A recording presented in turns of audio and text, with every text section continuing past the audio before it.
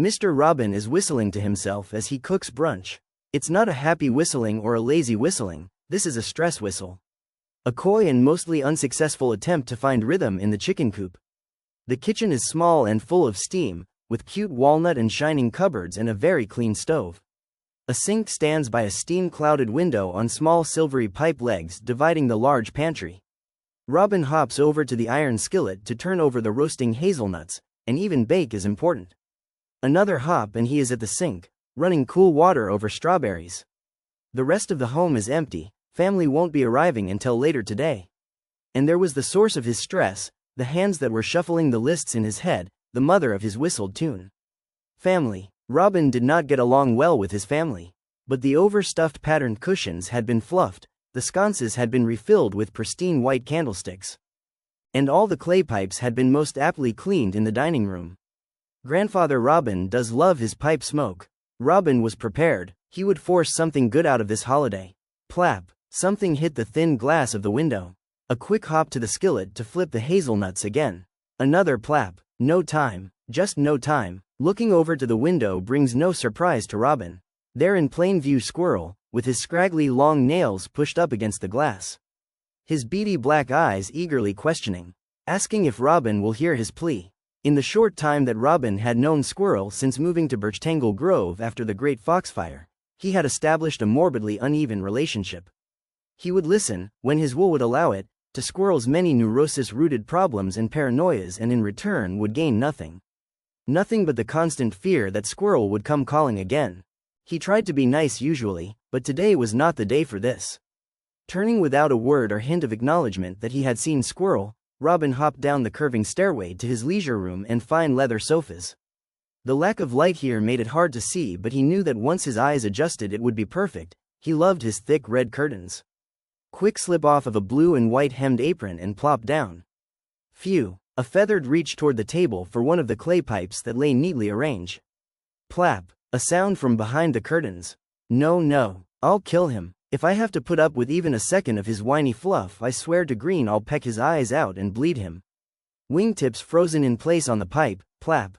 Damn. Robin stands up and draws the curtain in wonderful awful movement, letting grossly bright light invade and permeate the space. Squirrel was staring back from the other side of the window and grimacing nervously. But Robin wanted his face to speak fear or pain. But no, ignorant worry. He thinks I'm his friend. He thinks I'll help him with whatever problem he's invented now. Robin motions for him to wait and head up the 2 floors to the attic and out my doorhole. The air tastes good in the forest today. It's still early but very bright and hot.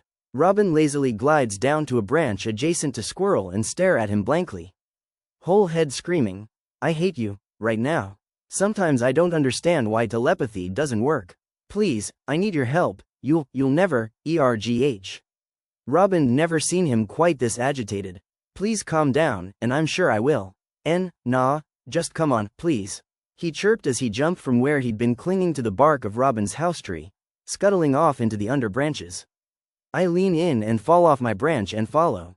From branch to branch he scurries along, following an anxious compass. Robin is beating his wings just enough to keep Squirrel at the edge of his vision. After a bit it becomes evident that Squirrel is leading to the river, so Robin let him fade out of sight and into the shadow. Shit, how'd I get myself wrapped up into this, and on such an important day? Robin broke into the clearing with a gust of wind that brought dust and a few leaves up into the air and into disarray. Squirrel was sitting on a wet rock fidgeting. He looked like he'd been waiting a bit already even though he couldn't have been there for more than 20 seconds. Robin was beginning to worry slightly now. So what's all the commotion? You know my family is coming into town today. Everything has to be perfect. Stop, just look, please. This response was uncharacteristic of Squirrel's nature and rocked Robin a little bit. Tears were streaming down the coarse brown fur from Squirrel's eyes, matting the fur around them. Just look. Robin turned around to look at Badger's Hollow. The door that usually would be propped open to let in the breeze was smashed into small pieces. Only 2 hunks were left in the door frame, hanging where the hinges had once held up the proud door and snarling knocker. Robin moved cautiously toward the entryway. Squirrel stayed perched on the rock. The main hallway led into a great room with a large root directly in the center. Books and papers were strewn across the floor. To the left a small table was overturned and bowls of moss lay on the floor. Robin cocked his head to try and see around the root. The clawed foot of an armchair became visible. Robin hopped around, noticing how nice the breeze felt and smelled when pushed round the circle room by the gently curving mud walls. Sprawled out on the floor in front of the armchair was Badger. The white fur around his face was caked with dry blood. He had soaked it up like a sponge. Even his vest looked damp and waterlogged. He was face down and there was no apparent wound on him. On the table next to him was an open map of Birchtangle Groove and his eyeglasses. Poor old Badger. He was a slow and kind man.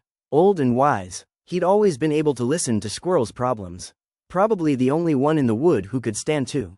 He'd just calmly listen and offer his advice. Poor old Badger. Robin reached over with both wings to turn Badger over. He was heavy and it took a great shove. The body slumped up and was staring up at the ceiling. A feather closed his eyelids. After a moment more Robin turned around to leave, but after his first step he felt something under his foot. Something that had been covered by the swollen body. A small clay pipe, warm under Robin's claw. Outside Squirrel was still sitting, fidgeting. Well, he's dead, Squirrel. We need to get help. I knew you'd know what to do. Oh Green, he's dead.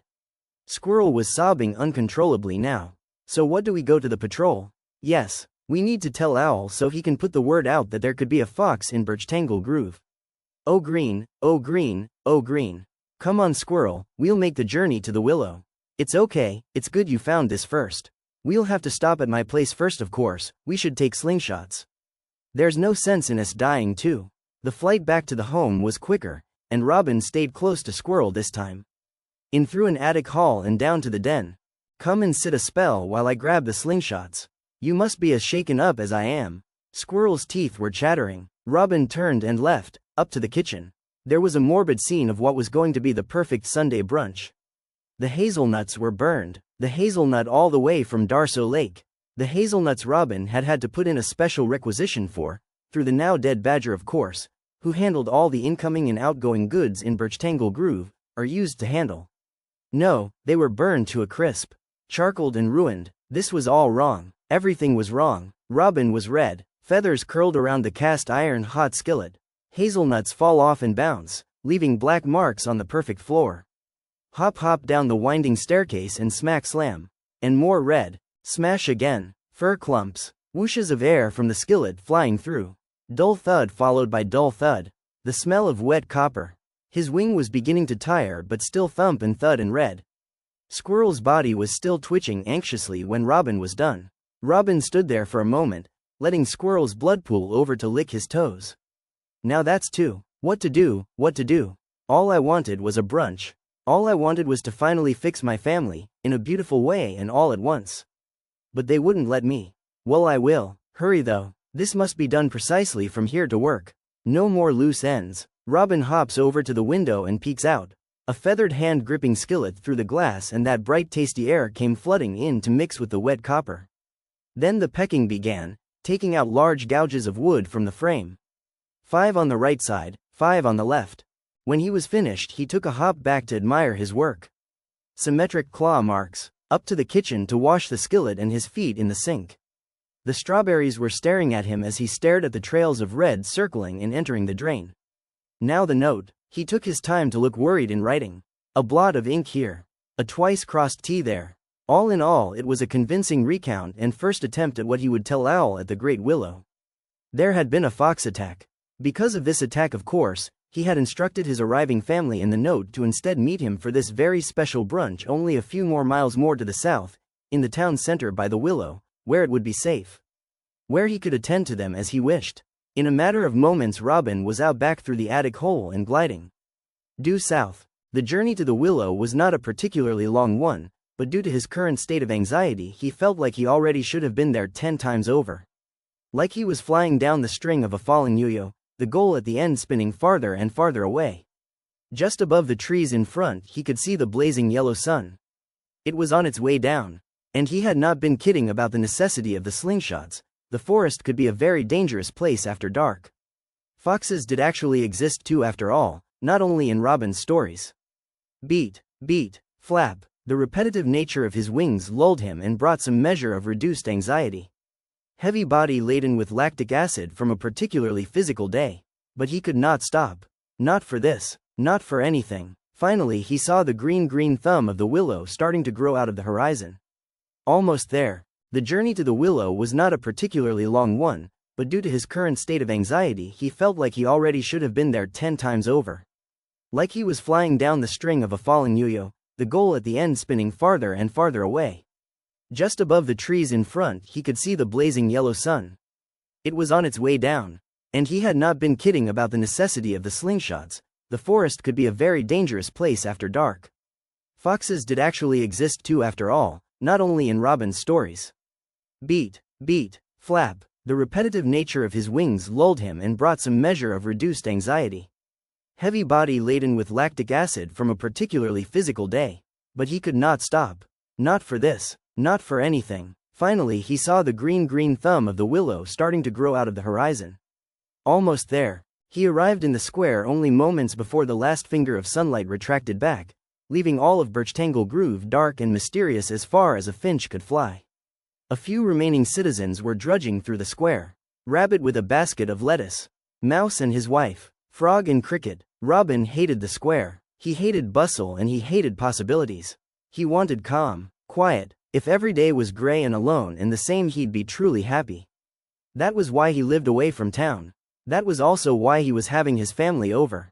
He loved order and wanted to welcome them into the soft embrace of predictability. And he soon would. They should be arriving here soon. All that was left was to tell Owl about the fox attacks. And into the willow he went. Back at Robin's house the family was arriving. All 8 of them huddled and peering over each other's shoulders. There on thick paper nailed up to the front door was Robin's note.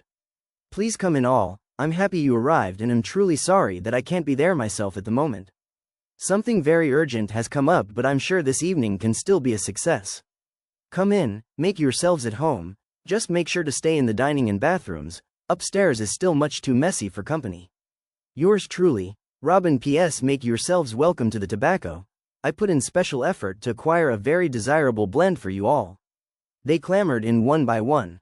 Most moved into position around the table and took their seats. Poured glasses of blueberry brandy. The small ones ran off to a bedroom to play by themselves and Great Auntie found another bed in another room to lay down and quickly sleep. Grandfather Robin took his seat at the head of the table. And pulled out his pipe, packing it with the fine sweet-smelling tobacco that had been neatly set out in a glass tray on the long wooden table.